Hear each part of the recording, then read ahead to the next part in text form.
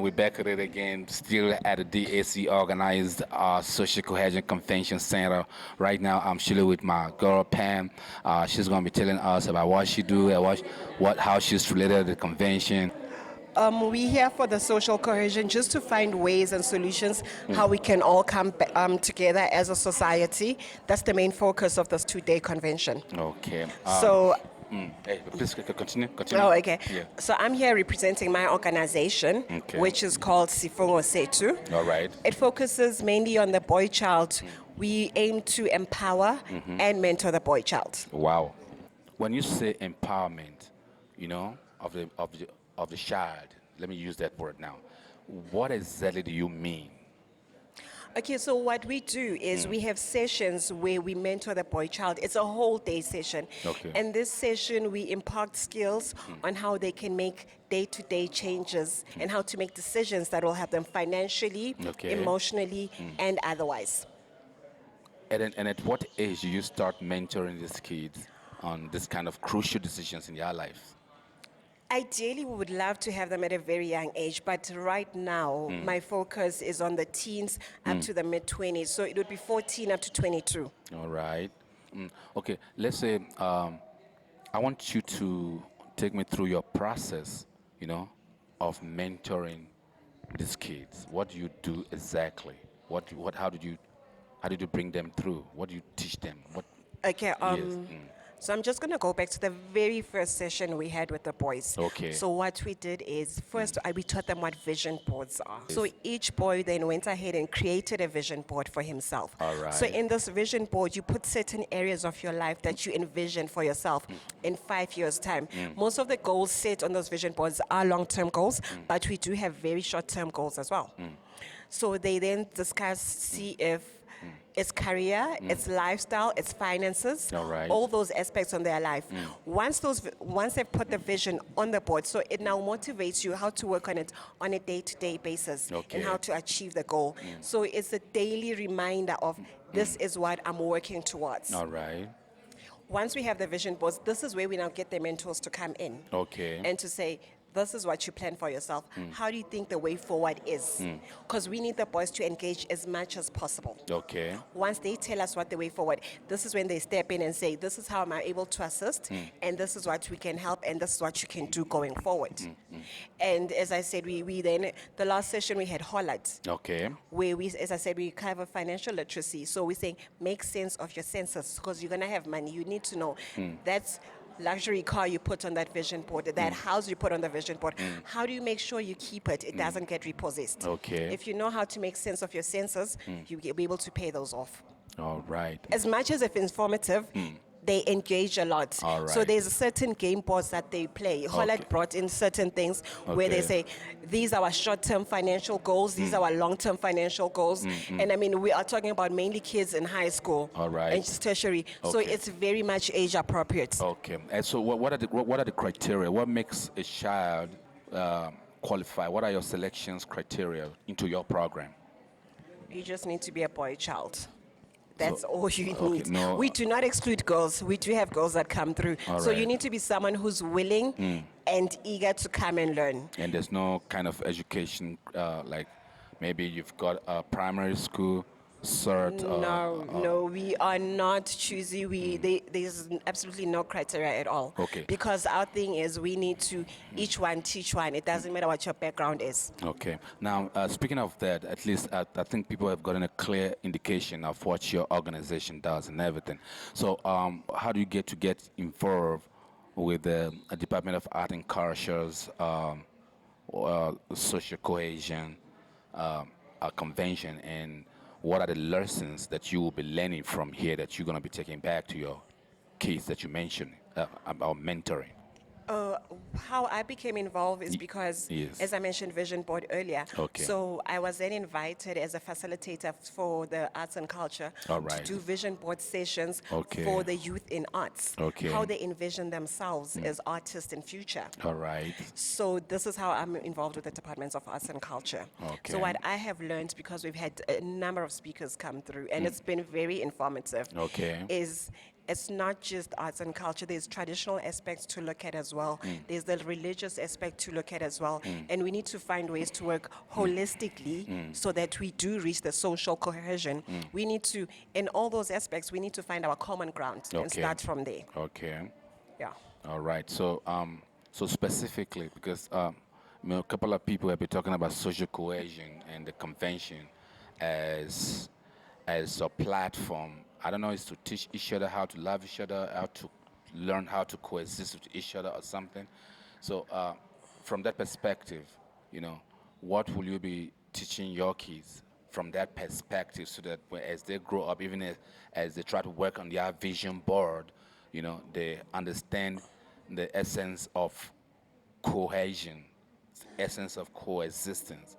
What specifically will you be telling them from this conference that you're taking home to them? Yeah, Specifically from this yes, conference, exactly. it would be unity, All right. because it has been brought up a couple of times, and with regards to people with disability, it has been brought up that All more right. often than not, they are left out. Okay. So what I'm saying is we need to embrace people who are different from us. All We right. need to find common ground and unite Okay. and work together in finding a way forward. So I've got 14-year-olds who probably think different from the 22-year-old. Most But what's the common ground? What do we find? And once we find those, can we help the next person? As I said, it's each one teach one, and also paying it forward. Okay, all right, all right. That's bam. Teaching the kids how to find some common ground. Yes, most definitely needed. All right, okay, most definitely needed. On that note, now, you know, being a mentor yourself, all right? I want you to, let's say, if we take this convention or the conference aside and the message that you've already taken, that you said already, all right, from your personal point of view, what message would you want to have from your experience and the kind of things that you're teaching? I want you to advise that demographics on lifestyle, on working on vision board, and how to articulate their dreams going forward in their day-to-day lives. Actually, what I have to say is very quick and short. I'm only going to say two things. Our slogan is, if it's to be, it's up to me. So whatever change, whatever social cohesion, whatever we need to happen, if I want it to happen, if it's meant to happen, I will need to make it happen. All So right. if it's to be, it's up to me. And secondly, work works. You need to put in the work in order to get the work. So whatever you want, whatever, we can do vision boards until we blue in the face. But if we're not putting in the necessary work to get the work out of it, it's not going to work. As much as we are here today and we're discussing social cohesion, if we don't go home and put in the work we've been discussing, nothing's going to happen. Most so definitely. work works. That's all I'm saying. What definitely, from your program or within your program, what are some of the specific challenges that you coming across in the process of running your program smoothly, or trying to run smoothly on a day-to-day basis? Okay, one is definitely funding. Okay. Because I do this out of my own pocket, and a lot of friends who share the same vision, who help me out financially, they help me out with their time, they help me out with donations. Sometimes it does get a bit heavy. Secondly, as we were doing these vision boards, because we're still doing them the old school way. Okay. I know we're now fourth industrial revolution, there's digital, but we still go and actually cut out from the magazine. We don't have enough positive male role figures, because the boys came to me and say, but we can't see ourselves, we can't identify with anyone in these magazines, because there aren't black, in this case I'm going to say black males, because as young black boys that I'm working with, there aren't enough positive male models. Yeah. There aren't any. Okay. So those are the biggest challenges. And also sometimes having males who are going to step up and say, I'm willing to mentor, I'm willing to be a big brother on this day. So those have been my challenges. Okay. And surprisingly enough, it's been the mothers as well. Because I have asked the boys if they could possibly donate sanitary towels. And the moms would call me and say, but he's a boy, why do you want him to bring pads? If he buys pads, I don't know what isinyefu is in English. Okay. I don't know, maybe you guys can help me, but they say he's gonna be that. So by you know, they saying males should not be doing such things. We still have people who believe in certain roles for boy and girl. So Okay. those have been quite challenging. So what per se, why is it generally having the role models from the male side being a difficult thing for you? In your, why is it a challenge? It's a challenge because right now the main focus is on the girl child. Okay. So all the pictures out there, all the articles are saying how women are stepping up in the corporate industry, All how the right. girl child is doing this, which I understand perfectly because the girl child has been at a disadvantage. But in us focusing on the girl child so much, we've sidestepped the boy child. There's a quote, and I keep saying this. One of the reasons I started this quote says, "A child that is not embraced by the village will burn it down to feel its warmth because they're neglected." Hence, we have boys acting out in all sorts of ways. They are neglected, and they don't see people who can relate to them and talk to them. Because, as I say now, we're focusing on this girl child. So I think that's why I'm having such a challenge with regards to that. Wow. How many brothers do you have? I got one brother. Oh, is it? Yes. You know why I'm asking this question is that this is my first time to actually see somebody who who decided to start something for the boy child.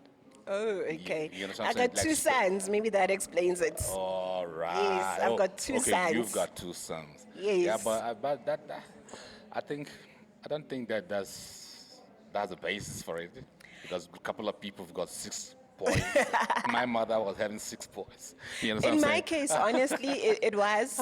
I overheard a conversation between my son and his friends when they were talking about some girl. All right. And I did not like the things they were saying. saying. The terms were derogatory, but for them, they did not find it derogatory. So I was like, I don't want to raise boys who use such derogatory terms to describe women.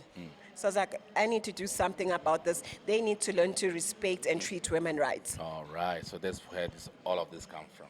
Yes, Yeah, because but I was like, you can't, there's certain things you can't say to a woman. you know, I want to congratulate you on that because even having that thought alone is congratulation. Having Thank that thought you. to now having 2 boys, congratulations. Thank you. It was a lot of labor. All right. You know, it was a lot of labor. after that, then having the thought to have to put boys together in a mentoring situation, congratulations. Thank you. You know, then I just want to hope that you find the sponsors and the support and everybody, needs to give to you so in order for you to carry on your beautiful work or the beautiful work that you're doing. Please, and it doesn't necessarily have to be monetary. Old magazines, they can come through skill knowledge, just to impact knowledge on the boys. Maybe hot dogs for the day when we do have sessions, but there's a lot of ways where one can donate, and it doesn't all necessarily boil to money. So technically, you have a space for these kids. There is a physical place. Yes. We use our local sports ground, so Oh. there's a sports house. Okay. Problem is, it's very empty. So when we have these sessions, we need to hire chairs for the day. We need to hire tables. We need to hire tents. So as much as we do have a physical building, it's an empty shell All right. that we fill on the day. So how could people get hold of you and your organization and to those who wants to maybe interested in this process and want to be part of it? Okay, as I mentioned earlier, we do have a Twitter, Facebook, and Instagram page, which is Sifungo Setu.